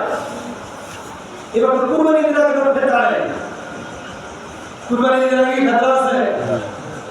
এই জন্য আল্লাহ তাআলা নিজাম চালু করে দিয়েছেন, এটা কাজ করো, গরুটা জবাই করবো না, ছাগলটা জবাই করবো, গোশতটা 3 ভাগ করো। দেখেন কামিনা বলেন আল্লাহর বিধান, নিজাম, গোশতটা 3 ভাগ করো। তুমি নিজে 1 ভাগ করো, আত্মীয়-স্বজনকে 1 ভাগ দাও, গরিব মিসকিনদের। আমি তো সব মুসলমানকে দাওয়াত দিয়েছি। এই সব মুসলমানের ভিতরে ধনীও আছে, গরিবও আছে, নেতা আছে, মুল্লা আছে, ফকির আছে, মিসকিন আছে, সবই তো আছে। দাওয়াত আমি সবাইকে দিয়েছি, রোজা রাখা সবার জন্য হারাম করেছি। আমি ব্যবস্থা কি করবো? বলছে আল্লাহ আমার টাকা যখন দাওয়াত খাওয়াবেন, তোমার টাকা, এই জান কার? আল্লাহ। এই মান আল্লাহ, টাকা সব তো আল্লাহ, আল্লাহর টাকা, সবকিছু আল্লাহ, আল্লাহর টাকা থেকে আল্লাহ বলছে 3টা ভাগ করো। নিজে 1 ভাগ রাখো গোশত, 1 ভাগ আত্মীয়-স্বজনকে দাও, আর 1 ভাগ কাকে দেন বলেন? গরিব দুঃখীকে দিতে হবে। এটা আল্লাহ তাআলার নিজাম পদ্ধতি, যেহেতু আল্লাহ তাআলা দিয়েছে। এবার কেউ যদি গরিব দুঃখীকে না দেয় গুনাহ হবে না, কিন্তু মানবতার বিরোধী কাজ করবে। কেমন? উদাহরণস্বরূপ, আমি বাসায় আছি, আমি ছেলে, আমার বাবা একজন মেহমান নিয়ে আসছে, আমি আপনি যদি দাওয়াত দিয়েছেন, আমি আমার বাসা থেকে খাওয়াবো না, বাবা বিরোধী হবে কি? আল্লাহ দিয়েছে দাওয়াত, আমি গরিবকে খাওয়াবো না, এর মানে কি আল্লাহর বিরুদ্ধে চলে করতেছে। কথাটা মনে বুঝেন নাই? আল্লাহ দাওয়াত দিয়েছে আজকে তোমাদেরকে গরু জবাই করতে, তার টাকা দিয়ে করছো নাকি? কিছু গোশত গরিব টাকা দিও। হ্যাঁ সমস্যা, আবার শরীর আরো সারা দিয়ে দিছে। তোমার পরিবারে যদি মানুষ বেশি থাকে, তা ঠিক আছে, পরিবারে একটু কম দিও, তবে দিও, কমায় দিও। পরিবারের সদস্য যেহেতু বেশি, নিজের জন্য একটু ভালো বেশি অংশ রাখো, তুমি গরিবকে একটু ভালো করে না। কারণ আমি দাওয়াত দিচ্ছি, ওই আজকে তোমার বাড়িতে যাবে, অথবা না দিলেও তুমি গোশত পোষায় দিও। এই নিজাম কে করতে পারেন? আল্লাহ। এবার কেউ যদি গরু জবাই করে চুপচাপ রক্ত যেন ভাসে না যায়, ব্লেডে ভাসায় গিয়া রক্তটা মিশাই দিয়া সমান করে দিয়ে পুরা গরু 3টা ডিম ফ্রিজ কিনে একবার জাম করে রাখছে। এক পা করে গায়ে করে এক পা করে গায়ে করে আর খায়। তো সারা বছর চললাম, কারণ কুরবানি গোশত পুরোটা যদি কেউ ফ্রিজে রাখে জায়েজ আছে, জায়েজ থাকলেও আল্লাহর দাওয়াতের আপনি বিরোধিতা করছেন। একবার ঠিক কিনা বলেন? আল্লাহর দাওয়াতের বিরোধিতা, গরিবের সাথে আপনি নিয়ম খারাপি করছেন, আত্মীয় স্বজনের সাথে আপনি নিয়ম খারাপি করছেন, কিন্তু গুনাহ নেই, কিন্তু আপনি কাম করে ভালো লাগবে। বছরে একদিন আপনি এদিকে যদি গোস্ত খাওয়ার নিয়ে নিজে করেন তাহলে কুরবানি হবে না। হিসাবটা মিলেন, গোস্ত খাওয়ার নিয়ে যদি আমি করি আর কুরবানি হবে না। গোস্ত খাওয়ার নিয়ে তুমি কুরবানি হয় না, ওই গোস্ত খাওয়ার নিয়ে আর গোস্ত টাকা দিতেও চায় না। এটা তো কেমন নিয়ত করে নাই, তাহলে গোস্ত দিয়ে দেন, খাবেন তো না আপনি। তাহলে বোঝা গেল দেখেন নিয়ত বিষয়ের মারাত্মক। বোঝা গেল মনে মনে কি আছে? নিয়ত আছে গোস্ত খাওয়া। গোস্ত খাওয়া নিয়ে যদি নাই থাকে তাহলে আপনি এত কাপড় করতেছেন কেন? আর এখানে তো আপনার ছেলেকে দিত, উচিত ছিল আপনার ছেলেকে জবাই করে দিবেন। এখানে গরু দেওয়া যেতেছে, তা গরু তো আল্লাহর টাকা দেখে না, আল্লাহর টাকা নিয়ে কিনা গরু জবাই করবেন। আল্লাহ আপনার ফকিরকে দাওয়াত দিছে, আপনি খাওয়াবেন না, এটা আপনার আল্লাহর জন্য বিরোধিতা হলো, গরিব মিসকিনদের হক মারা হলো, আত্মীয় স্বজনদের সম্পর্ক নষ্ট করা হলো, শুধু নিজের পেট পূজারি হলো। ঠিক কিনা? এটা বাস্তব কথা। কিন্তু ফতোয়া কিতাবে আছে যদি কোনো এরকম মানবতা বিরোধী হার 3টা মানুষ যদি করে জায়েজ আছে, জায়েজ হলে জাহান্নামের কিনারা দিয়ে জায়েজ আছে। এই যে আমার কাপড়টা আছে এই পর্যন্ত হাঁটু নিচে জায়েজ, নিচে চলে গেলে হারাম। দাড়ি চোয়ালের উপরে দাঁড়িয়ে রাখতো, অনেকজনের সিস্টেম করে দাঁড়িয়ে গেলে একটা চুল যদি দিক চলে যায় সাথে সাথে কবিরা গুনাহ হয়ে গেল, মারাত্মক বিষয়। এই জন্য আমরা বলে আলাদা বলে আপনি কাটিয়ে নেন না, মানে কোন চুল দিক চলে যাবে আপনি কল্পনা করতে পারবেন না, কবিরা গুনাহ হয়ে গেল, সমস্যা। জায়েজ করে জাহান্নামের কিনারা একটু কম বেশি হলে আপনি জাহান্নামে করে দেবেন। আর সতর্কতা হলো এটা হলো পাহাড়ের উপরে রাস্তা, পরে গেলেও আপনি নিচে পড়বেন না, উপরেই থাকবেন না। এগুলো জায়েজ আছে, জরুরি না, কিন্তু গরিবের সাথে আচরণ আজকের জন্য ওই ব্যক্তি যে বস্তু খাওয়ার নিয়ত করে নাই এর পক্ষ থেকে এটা মানানসই হয় না, এর পক্ষ থেকে এটা মানায় না। এই জন্য আমি বস্তু খাওয়া করতে হবে 3 ভাগ করতে হবে। 1 ভাগ আমি নিজের জন্য রাখবো, 1 ভাগ আত্মীয় স্বজনের বাসায় পোষাই দিয়ে রাখবো, আর 1 ভাগ হলো আমি গরিব দিয়ে দেবো। কিন্তু দুঃখের বিষয় আপনি জানেন, আল্লাহ মাফ করে, এক দুঃখে মানে গরিব মানুষের কাহিনী হলো উনি গোস্ত উঠাইছে কত কেজি জানেন? 5 মণ গোস্ত উঠাইছে। মানে যে গরু কুরবানি দিয়েছে অনেক গোস্ত হয় না, অনেক গোস্ত উঠাইছে। নাম বলবো না, চিনবেন, খুব বেশি দূরের না, নাম বলবো বললাম, কিন্তু বাস্তবতা মানুষ আজকে মানুষ যারা কুরবানি করতেছে এদের মন নষ্ট হয়ে যায়। কারণ তুই কি করতেছিস, তোকে কিছু খাওয়ার জন্য তুই নিজে নিবি কি করে দিবি না, ওটা নিয়ে আমরা আলাদা প্রমাণ দিছি, রাজস্ব প্রমাণ দিছি, বস্তু বিক্রি করেছে। আল্লাহ মাফ করে, মানে কমই কোনো শেষ নাই, এদিকেও কমই ওদিকেও কমছে। যাই হোক, এই জন্য গোস্তটা আমি এই গোস্তটাকে 3 ভাগ করতে হবে। গোস্ত বন্টনের ক্ষেত্রে আরেকটা বিষয় খুব জরুরি, 7 ভাগে যে আমরা যখন কুরবানি দিব, কয় ভাগে? 7 ভাগে কুরবানি যদি আমরা দিই, এই 7 ভাগে কুরবানির গোস্তের ভিতরে ভাগটা মূল গোস্ত যেটা আছে এটাকে একবার ওজন করে ভাগ করতে হবে। আনুমানিক করে ভাগ করলে গোস্ত ভাগ হবে না, গুনাহ হবে, জায়েজ হবে না, হারাম হবে। কি করতে হবে? ওজন করতে হবে। আনুমানিক কথা আমরা আইডিয়া করব, যত আইডিয়া থাকে আজকের আইডিয়াগুলো কার্য করে দেয়, পাল্লা করতে হবে। হ্যাঁ, তবে কিছু জিনিস কাটা যায় না, হাড়, পা, চর্বি, এই জাতীয় জিনিসগুলো মানে 2 নম্বর যেটা জনগণের যা থাকে ঘুরি এগুলো যদি একটু কম বেশি হয় এটা তো সমস্যা হয়, কিন্তু মূল অংশের যদি 1 ফোঁটা কম হয় তাহলে সমস্যা। দেখুন এটা মনে রাখবো, এটা তো কম করা যাবে না। জবাই করার সময় আপনার গুরুত্বপূর্ণ বিষয় যে আমরা যখন কুরবানি দিই, যাদের পক্ষ থেকে কুরবানি করবে 7 জন, যদি 7 জন উপস্থিত থাকে আলহামদুলিল্লাহ, কিন্তু যখন জবাই দিবে তখন সবার জানা থাকতে হবে যে আমার পক্ষ থেকে কুরবানি হচ্ছে, এটা জানা থাকতে হবে। নাই মাসালা ভালো শুনেন, যার পক্ষ থেকে কুরবানি করা হবে তার কি থাকতে হবে, যারা উপস্থিত হলে আলহামদুলিল্লাহ, উপস্থিত না হতে পারলেও তার জানা থাকতে হবে, তার নিয়ত থাকতে হবে যে আমার পক্ষ থেকে অমুক কুরবানি হচ্ছে, এটা জানা থাকতে হবে। আমি গরু জবাই করে দিছি, তারপর বললাম যে তোমার নামে যে কুরবানি আমি করে দিছি, এই কুরবানি হবে না। তোমার জানা থাকতে হবে যে আমার পক্ষ থেকে আমার অমুক ভাই কুরবানিটা করে দিচ্ছে, এটা তার জানা থাকতে হবে। যদি জানা না থাকে তার কুরবানি হবে না। আরেকটা মাসআলা, যদি কেউ রাসূলের নাম দিতে চায়, মৃত্যু ব্যক্তির নাম, এটা একটা মাসআলা ক্লিয়ার করি। মৃত্যু ব্যক্তির নাম দিতে চায়, মৃত্যু বাবা মা দিতে পারবে, যার নাম তার নাম দিতে পারবে, কিন্তু সাথে বেশি হতে পারবে না। উদাহরণস্বরূপ আমরা 5 ভাই কুরবানি করতেছি, আর থাকতেছে কয়টা গরু নিয়ে আর 2 ভাগ করতেছি, 5 ভাই 5 ভাগ, বাবার নামে 1 ভাগ, মায়ের নামে 1 ভাগ, এই 7 ভাগ আমি কুরবানি করে দিলে ওনাদের ভাগের সব ওনারা কবর বসে পেয়ে যাবে, ওনারা পেয়ে যাবে কুরবানির সব। কিন্তু রাসূলের ক্ষেত্রে পক্ষ থেকে যদি হয়, রাসূলের একটু ভিন্ন, রাসূলের একটু ভিন্ন। যদি কয়েকজনের মিলে যদি রাসূলের পক্ষ থেকে করে, তাহলে এখানে মতলব আছে, কেউ বলে জায়েজ আছে, কেউ বলে জায়েজ নাই। উত্তম হলো 70 জন মিলে একটা ছাগলের ভিতরে কয় ভাগ দেওয়া যায়? বলেন 1 ভাগ দেওয়া যায়। 70 জন মিলে একটা ছাগল কিনেছে, ছাগল দিতেছে রাসূলের পক্ষ থেকে, কিন্তু কিনছে কয়জন?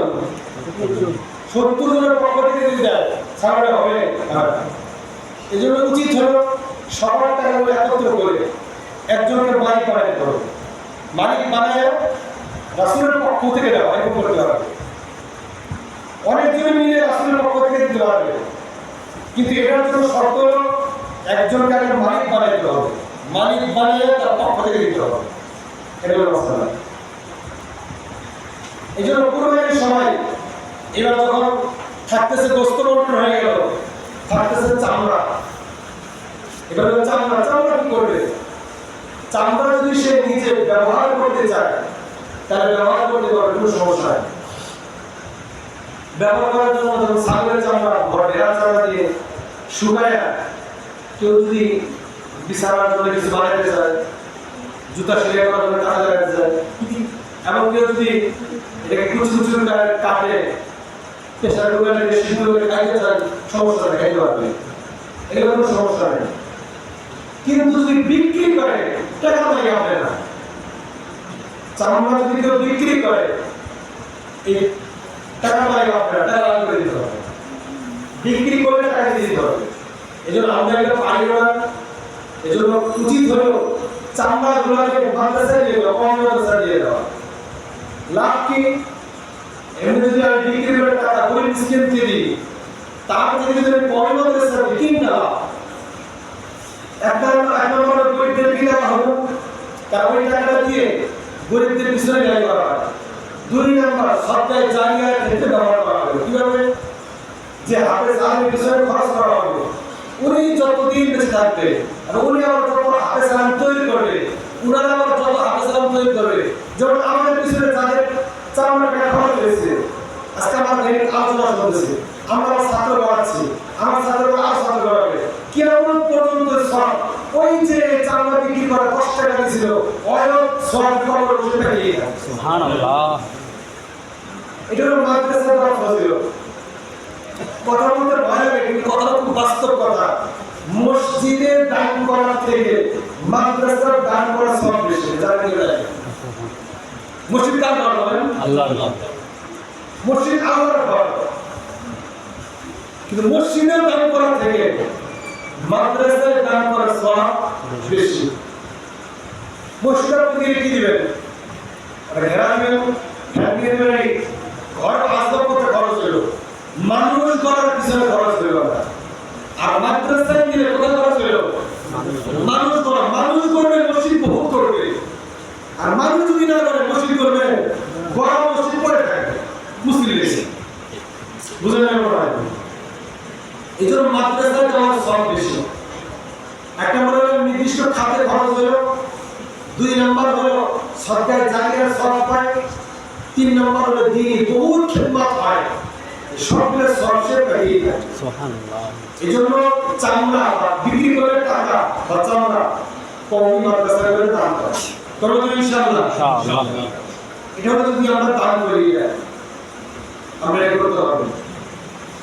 আল্লাহ থাকতেছে কুরবানি, যে কসাই যদি নিয়ে আসে, কসাই এর পারিশ্রমিক কুরবানির গোশত থেকে দেওয়া যাবে না। কসাই পারিশ্রমিক কুরবানির গোশত থেকে দেওয়া যাবে না।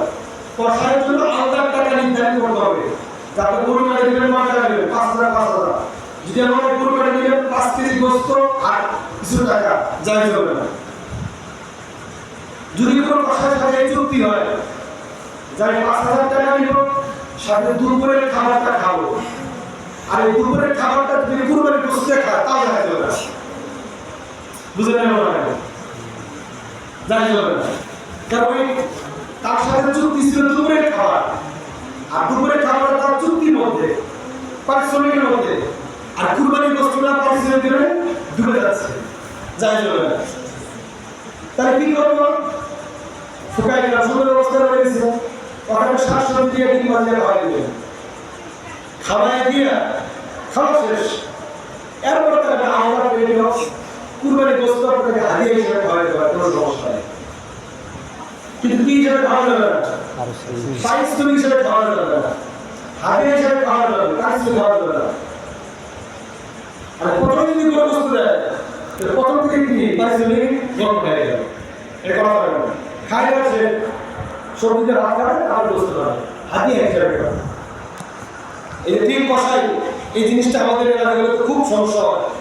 কুরবানি দিয়ে কষাইকে গোশত দিতেই হয়, কষাইকে যদি গোশত দিতে হয়, গোশত দিয়ে তো পারিশ্রমিক দেওয়া যাবে না, দিতে হবে টাকা। হ্যাঁ, পারিশ্রমিক দেওয়ার পরে 1 কেজি দেয়, 2 কেজি যদি হাদিয়া দেয়, ওটা রাস্তা নেই, ওটা দেওয়া যাবে, কোনো সমস্যা নেই, এটা করা যাবে। এই জন্য ইনশাআল্লাহ আমরা চেষ্টা করবো যেভাবে বলা হয়, ইনশাআল্লাহ আমরা ইনশাআল্লাহ এভাবে করবো, ইনশাআল্লাহ। ইনশাআল্লাহ আল্লাহ তাআলা আমাদের কথাগুলো বুঝার আমল করার তৌফিক দান করেন। আমিন। যদি কারো কোনো কিছু জিজ্ঞাসা করা থাকে, আমি তো 2 ঘন্টা ধরে বলতেছি, 6টা দিয়ে বলছি 7টা 9টা কত বাজতেছে? 9টা চলে আসছে। জানেন কারো কোনো প্রশ্ন থাকলে কয়েকটা প্রশ্ন করেন। মহিলার যে কানের দুল, নাকের ফুল, গলার চেনের কথা বলতে হবে। আসসালামু আলাইকুম। বাড়িতে দাঁড়িয়ে হ্যাঁ যাবো তো, এটা শেষ, আমি বলতে যাবো, একটু পরে চলে যাবো।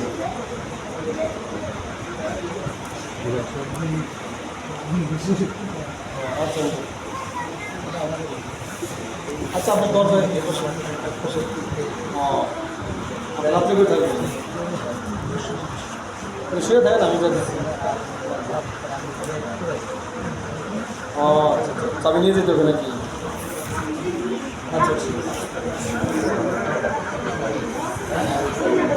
বলেন কয়েকটা প্রশ্ন থাকবে।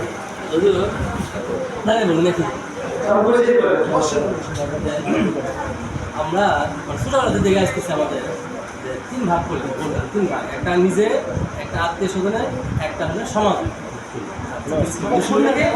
এই সমাজে আমরা 7 জন করে নিলাম, যে 7 জনের মাংস এক জায়গায় করলাম, সমাজেরটা এক জায়গায় করে, মানে আমাদের এলাকাতে নাম আছে, মানে সবাই নাম লিস্ট করলাম করে, আমি যে কোন দিছি আমার নাম দিল টোকা দেওয়ার পরে যেগুলো বাড়ি আমার 30টা কি 40টা কি 50টা বাড়ি আছে সবার বাড়িতে মনে হলেন যে হিসাব করে নাম করে মানে মাপ দিয়ে মাথা পিছু হিসাবে বস্তু দেওয়া হয়। হ্যাঁ মানে প্রতিটা বাড়ি বাড়ি পৌঁছে দেওয়া হয় আমার কাছে চলে আসতে আমি তো দিচ্ছি আমার কাছে চলে আসতেছে আমাদের মাঝখানে আলোচনা আসে নাই।